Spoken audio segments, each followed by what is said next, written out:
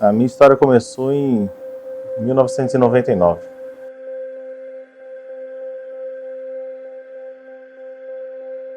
Era no mês de novembro. Eu estava na casa da patroa da minha mãe. Eu era apenas um menino, tinha 14 anos.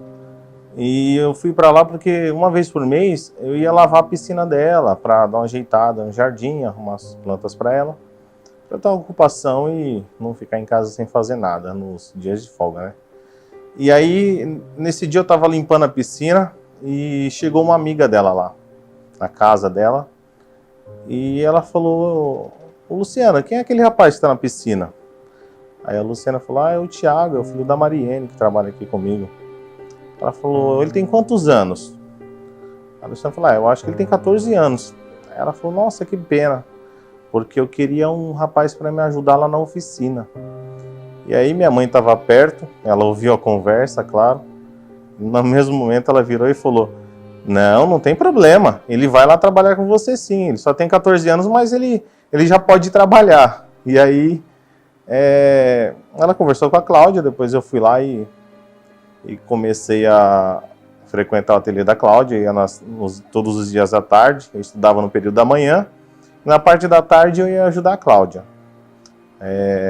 A Cláudia Seber é uma pessoa incrível, ela tem uma mente de artista, né, e ela tem uma mente muito criativa. Então eu trabalhei mais ou menos 6 anos com a Cláudia, e nesse período foi muito importante para mim iniciar na orivesaria, porque ela me dava a liberdade de trabalhar e de executar as coisas que eu imaginava.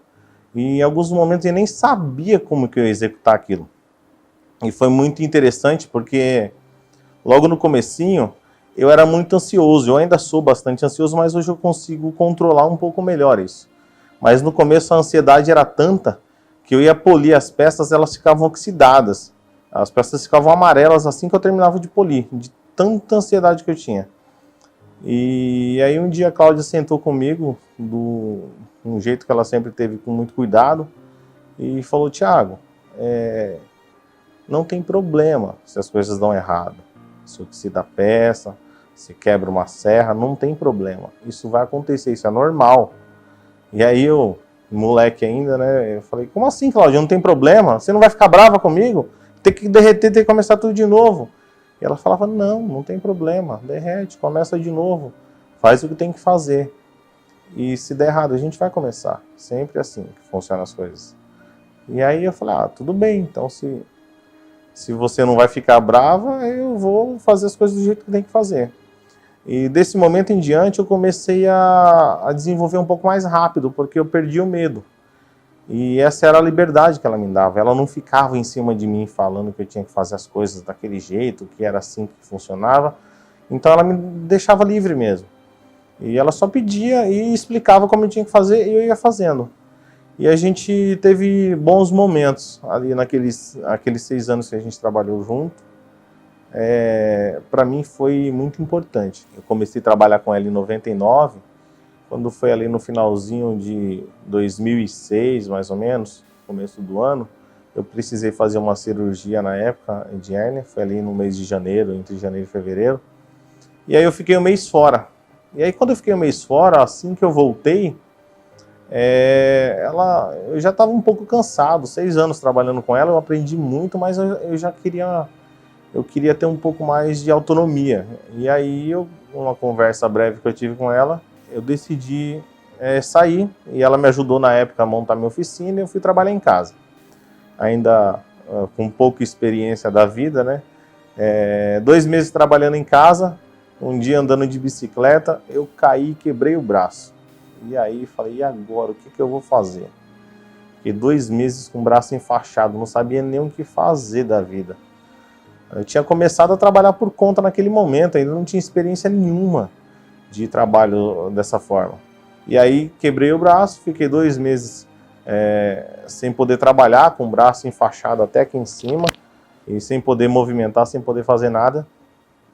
E aí, logo quando eu voltei a trabalhar, eu fui trabalhar em uma pequena fundição aqui em São Paulo, e me ligaram e apresentaram para mim o o Geraldo Labriola.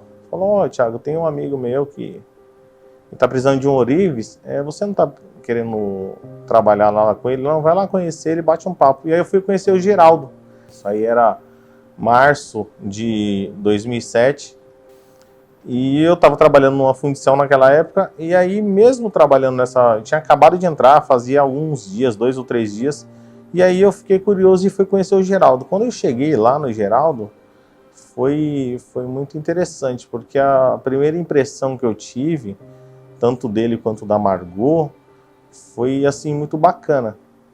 E aí eu conversei com ele, o Geraldo sempre muito calmo, um jeito de falar bem tranquilo, me explicou como é que era o trabalho, e logo de cara eu topei, porque aquele lugar que eu estava, há 2 ou 3 dias, era um pouco tempo, apesar de ser poucos dias, eu já tinha notado que não era um ambiente muito legal, e eu não estava muito satisfeito. E quando eu fui para o Geraldo, eu percebi que o ambiente ali era muito diferente. E eu ia fazer os trabalhos que eu ia gostar um pouco mais, e sem contar que eu ia ter um contato diferente com o cliente, era um outro tipo de trabalho. E aí eu comecei a trabalhar com o Geraldo em 2007.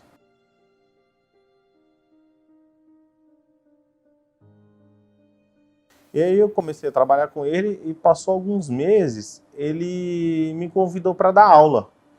Ele falou: Thiago, você não quer dar aula? Eu falei: Geraldo, eu não tenho experiência, eu nunca dei aula, eu não tenho ideia de como se funciona. Ele falou: olha, é simples, se você conseguir ensinar o que você sabe, você vai conseguir dar aula. Você consegue falar com as pessoas? Eu falei: Geraldo, falar com as pessoas é o que eu mais gosto de fazer. Eu nasci para falar com as pessoas, eu só não sei o quê. Aí ele falou: então vamos montar uma turma e você vai começar a dar aula. Aí eu falei: legal, vamos tentar, vamos ver o que vai dar. E aí passou pouco tempo, a turma encheu, e aí a gente abriu mais 2 turmas, e aí mudou o ano. Vem o 2008. E aí 2008 foi aquela loucura, aquela crise mundial, e bancos quebrando, empresas fechando, e aí a coisa apertou pra gente também. E apertou de tal maneira que foi muito difícil aquele ano para a gente manter as contas em dia. Os clientes começaram a sumir e a gente não sabia o que fazer. E aí eu fui procurar outras maneiras. Em 2008 eu fui trabalhar com o Diogo. E lá no Diogo foi interessante, porque era uma fundição, é uma empresa familiar, e era legal porque a gente tinha uma interação com vários outros ourives. Não era o trabalho igual era no Geraldo, mas foi muito bom, foi importante, porque lá eu comecei a fazer alguns modelos e entender um pouco o processo de fundição. E esse período que eu fiquei com ele, eu adquiri uma experiência muito grande no processo produtivo e o processo de fundição. E em 2009, aí a crise também bateu lá na fundição do Diogo. Aí eu fiquei desesperado, eu não sabia o que fazer. E eu falei: agora eu tô de saco cheio disso. Eu não aguento mais, as coisas não dão certo para mim. E aí naquele ano foi muito difícil, mas eu tomei a decisão de abandonar a joalheria. Eu achei que não tinha nascido para isso e eu tomei a decisão de não trabalhar mais como ourives. E aí virou o ano, quando foi ali em junho de 2010, eu fui trabalhar numa corretora de seguros. Era uma corretora de seguros do meu cunhado, do Leandro, e eu fiquei trabalhando com ele por um bom tempo. E por incrível que pareça, o trabalho que eu fazia lá também era lidar com pessoas. Eu gostava dessa história de ir até a casa da pessoa, até a empresa, explicar o processo, falar. E eu percebi que eu não era por conta do trabalho, era pelo relacionamento. Eu gostava de pessoas, aquilo fazia parte de mim. E eu não entendia por quê. E aí foi passando o tempo, quando foi janeiro de 2013, o meu telefone toca e aí o Diogo estava me ligando. E aí o Diogo falou assim: e aí, Thiago, como é que você tá? Você ainda está brincando de vender seguro ou você quer voltar a fazer o que você sabe fazer?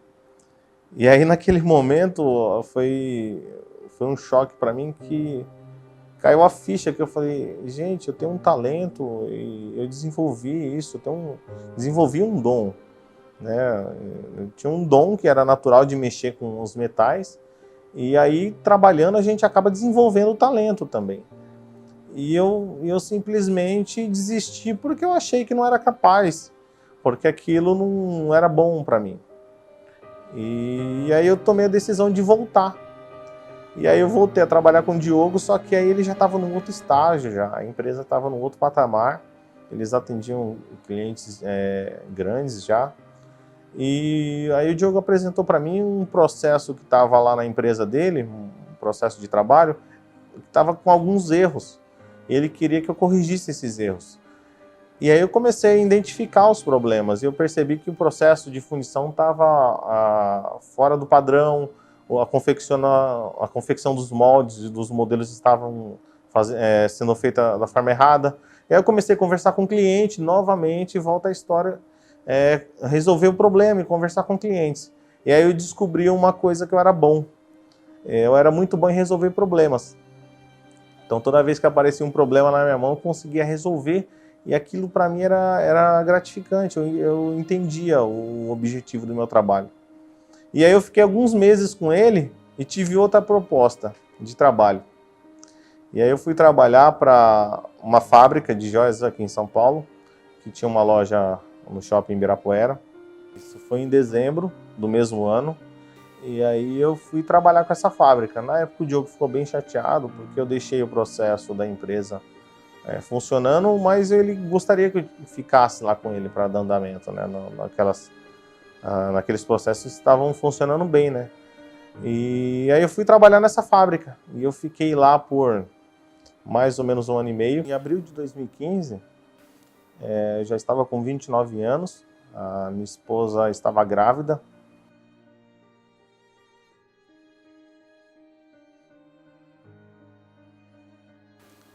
E eu comecei a ficar um pouco preocupado, porque estava trabalhando, fazendo algo que eu gostava, mas eu não estava satisfeito totalmente com os resultados. Aí comecei a pensar em um monte de coisas, de encontrar soluções para mudar aquela situação. E aí o Geraldo me liga novamente. Ele me fez uma nova proposta, falou para eu voltar para o ateliê, que as coisas já estavam encaminhando melhor, tinha passado aquele momento difícil, aquela crise. E aí eu voltei para o ateliê dele, e aí já voltei como funcionário mesmo, para dar aula e trabalhar todos os dias, e as coisas começaram a melhorar bastante. E aí eu tive uma época muito boa lá no ateliê. E eu tinha um relacionamento muito interessante, tanto com o Geraldo quanto a Margot, a gente se respeitava muito, como pessoa, como profissional. Eu estava num ambiente maravilhoso, porque os alunos gostavam de mim, eu gostava dos alunos, a casa é linda, onde eles têm o ateliê. O ambiente era muito agradável. E aí teve um dia, eu me lembro que era 14 de outubro de 2015. Eu estava sentado na bancada trabalhando, e aí passou uma aluna por trás e ela falou: Thiago, o que está acontecendo com o seu cabelo? E eu falei: não está acontecendo nada. Só que aí passei a mão na hora, e na hora que eu passei a mão, falei: nossa, meu cabelo está caindo todo. Eu tava com vários buracos na cabeça. Tava horrível. E aí eu comecei a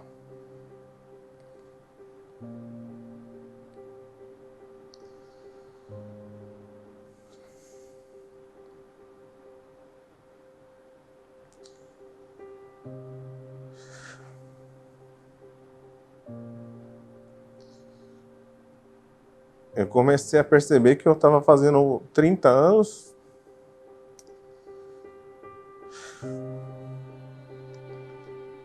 e não estava acontecendo nada na minha vida. Estava num lugar perfeito, eu adorava o que fazia.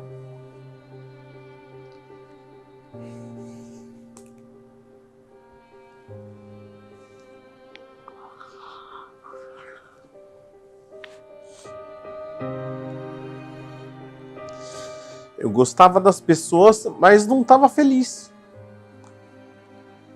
Parece aquela história da crise dos 30, né? Quando a gente faz 30 anos, no próximo ano já vai fazer 30 anos.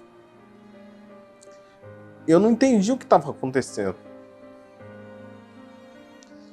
Aí passou o ano. Chegou abril de 2016. Fiz 30 anos. Minha esposa já estava quase para ganhar neném. Dia 12 de junho, meu filho nasceu.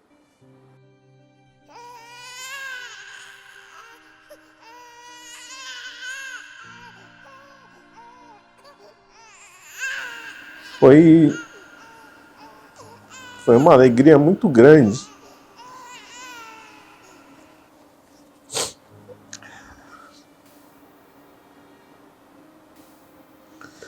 Só que a minha cabeça estava muito louca, eu não estava entendendo o que estava acontecendo, porque estava tudo perfeito, era a vida que eu queria.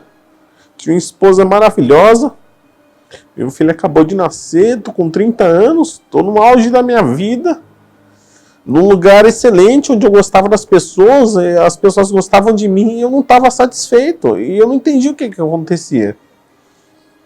E aí eu fui passar num dermatologista na época, lá no centro de Santo André, aqui em São Paulo. E aí era um doutor muito jovem e muito engraçado. O Eduardo tinha 2 meses. E aí a Tiele, minha esposa, e o Eduardo passar na consulta. Aí ele virou assim para mim e falou: Ô Tiago, você sabe qual que é o seu problema? O seu problema é emocional.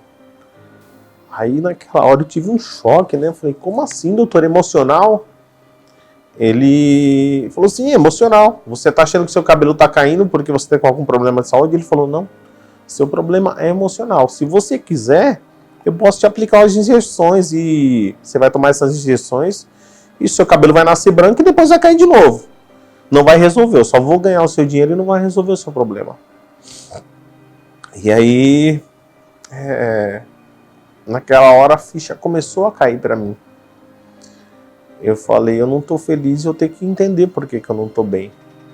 Ele falou, olha, enquanto você não resolver o seu problema, você não vai melhorar. E aí, o tempo foi passando, e alguns amigos conversando comigo, na época a Cláudia e o Edu, falando do meu trabalho, do talento que eu tinha que trabalhar por conta, que eu tinha que explorar um pouco mais tudo isso. E eu não sabia como, porque eu não tinha recursos para fazer aquilo. E por várias vezes a gente conversou e eles davam ideias, mas eu não conseguia entender, eu não conseguia desenvolver aquilo. Era muito difícil para mim, era um bloqueio muito grande. E aí, sem entender o que estava acontecendo, um dia eu conversando com uma ex-aluna, a Rosana, e depois a gente veio se tornar grandes amigos. E ela pegou e virou para mim e falou, Tiago, qual que é o seu propósito nessa vida? E aí na hora eu não soube responder ela. Eu falei, não sei, eu não tenho um propósito. Ela falou, todo mundo na vida tem um propósito. Você tem que descobrir o seu. E nas semanas seguintes, ela me mandava mensagem e ela ficava, Tiago, e aí, o que você vai fazer da tua vida?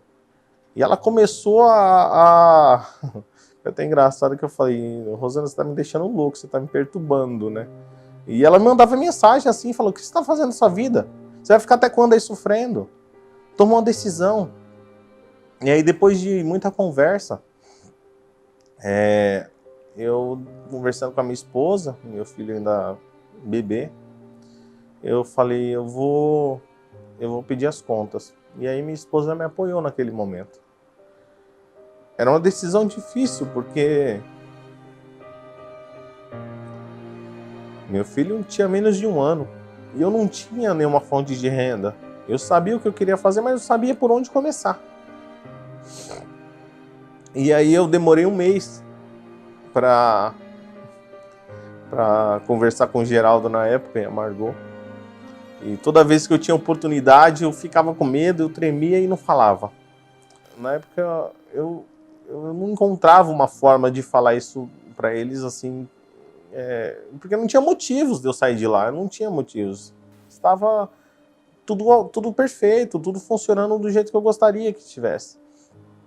E aí, numa quarta-feira à tarde, acabou a aula, a gente foi para a mesa do café. E aí eu conversando com os alunos, mas por dentro aquilo estava me corroendo. E aí, assim que os alunos saíram, eu falei, agora é a oportunidade. E aí eu conversei com o Geraldo e a Margot naquele dia. E eles ficaram muito surpresos, porque eles não imaginavam eu sair de lá. Eu tinha nessa época 4 turmas, e todas as turmas estavam cheias na escola, fazia os trabalhos, e assim, a gente gostava muito ali do convívio com os alunos. Mas eles não entenderam, mas pediram um tempinho e depois a gente conversou com calma e aí eles me apoiaram na minha decisão. Era muito difícil também para eles, eu imagino. Mas eles me apoiaram. E aí começou a saga, né? E aí eu pedi as contas, agora estou desempregado, eu não sei o que eu faço. Meu filho pequeno para criar, e fralda e leite, tudo para comprar, e educação, que tinha que se preocupar com a educação dele, com a escola mais para frente. Eu falei, e agora, o que eu faço? Não tinha recurso para montar uma oficina, não tinha nada, não tinha um lugar. E aí foi a hora da virada, porque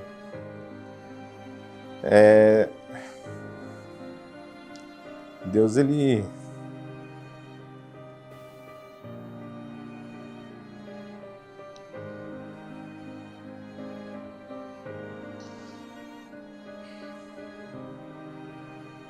coloca nas nossas vidas, ele colocou na minha vida algumas pessoas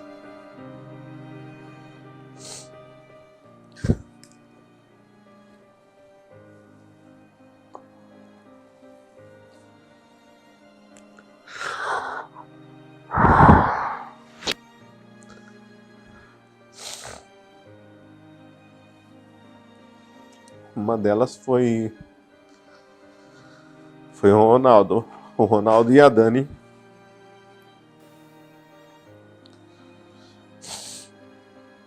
Desculpa.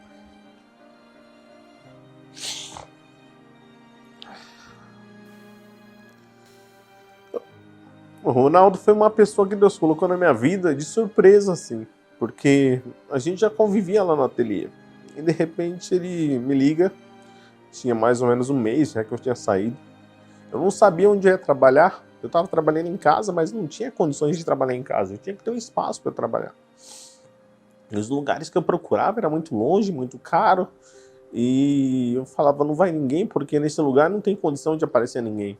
E aí o Ronaldo me liga, era uma quarta-feira de manhã, eu acordei, deu umas 10 horas, tomei um café, e ele, o celular toca, era o Ronaldo.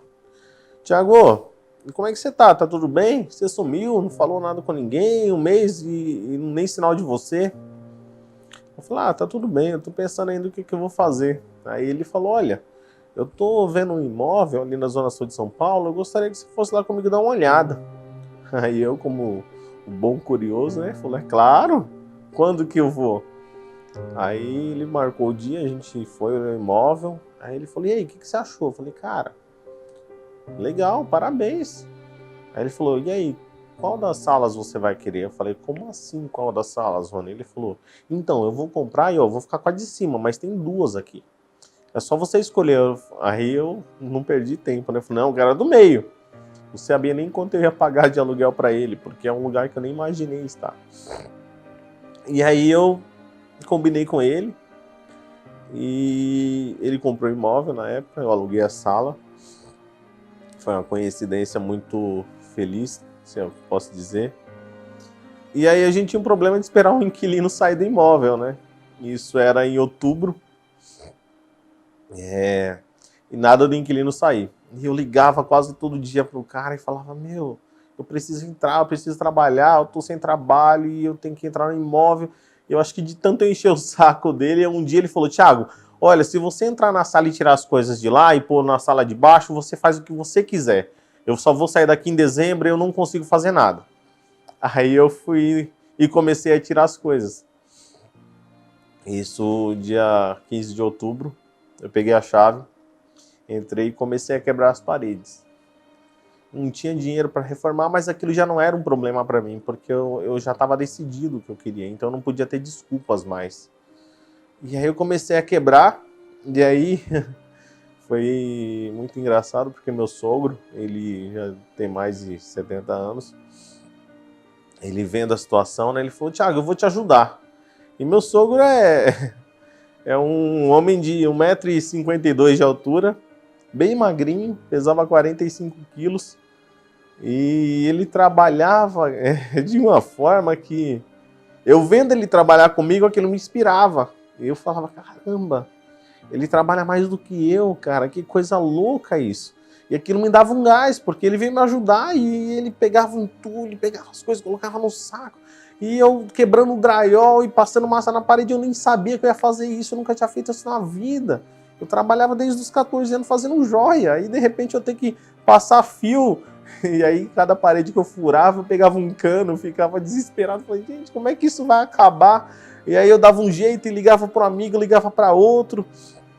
E aí alguns amigos, na época Ulisses, mandavam mensagem, Thiago, faz assim, faz assim. E aí eu ia arrumando, 15 dias eu consegui deixar a sala mais ou menos organizada. Dia 1º de novembro de 2016 eu abri o meu ateliê.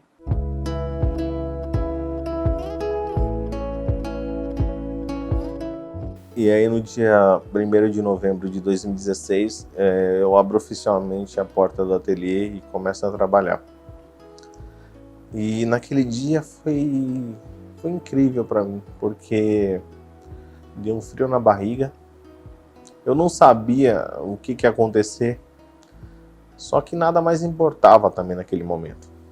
O que importava eu estar ali. Eu tinha o apoio da minha esposa, que era o mais importante para mim. E a gente começou nessa jornada. Então pegava meu carro todos os dias, ia para o ateliê. E nesse período eu já tinha feito muitos clientes. E os clientes começaram a me ligar. E começou a aparecer alguns alunos também. Eu não sabia exatamente se eu ia dar aula, se eu ia fazer só trabalhos. Mas começou a aparecer alunos. E foi tomando uma proporção legal. Foi crescendo. Eu falei, cara, agora eu encontrei o que eu queria. Agora está perfeito. E aí passou 2 anos, eu estava com muito trabalho. Eu chegava alguns dias da semana no ateliê às 6 da manhã e saía às 10. E aí eu percebi que eu estava ficando doente novamente. E aí eu falei, vai começar tudo de novo, cara. Eu não acredito. Será que eu não vou parar nunca? E eu senti que eu estava entrando num quadro de depressão. Pelo menos era o que parecia naquele momento. E aí um dia eu conversando com a Rosana, eu lembrei do propósito que ela me perguntou. Qual era o meu propósito? E naquele momento eu comecei a pensar naquilo de uma forma mais séria. Isso foi em novembro, já começo de dezembro quase de 2018. E aí eu falei, meu propósito é ensinar minha arte para as pessoas. As pessoas têm que conhecer a minha arte. Eu tenho que ensinar de alguma forma. E só na minha escola, no meu ateliê, é pouco para isso. Eu não consigo chegar a muita gente.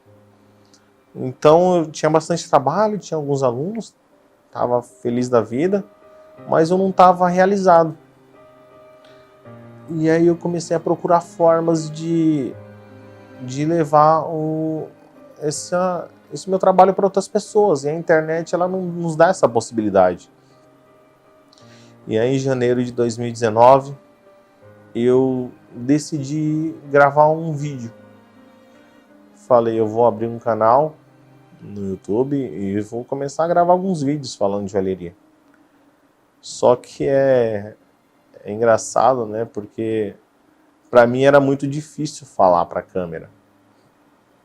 Ainda é muito difícil. Mas o que me motivava é que eu sempre pensava, mas tem muita gente lá do outro lado que precisa ouvir o que eu tenho a dizer. Esse é o meu propósito. Eu não posso deixar o medo atrapalhar o meu propósito. E aí eu gravei o primeiro vídeo. Então, se você entrar lá no canal, você vai ver o primeiro vídeo lá, a apresentação do canal. Eu muito nervoso e falando tudo errado, cortando as palavras. Mas eu fiz. E em seguida comecei a gravar outros vídeos. E quando eu cheguei ali no 10º vídeo, eu comecei a receber algumas mensagens. E eu falei, cara, que louco isso. As pessoas estão assistindo, meu. Eu achei que ninguém ia assistir. E as pessoas estão assistindo. E aí eu comecei a interagir com as pessoas. E o tempo foi passando e aí teve um dia que eu recebi uma mensagem, não me recordo exatamente do lugar, mas era um rapaz que morava em um lugar muito, muito longe aqui no Brasil, uma cidade bem afastada. E ele falou, Thiago, obrigado, cara, porque seus vídeos estão chegando até aqui e tem me ajudado muito.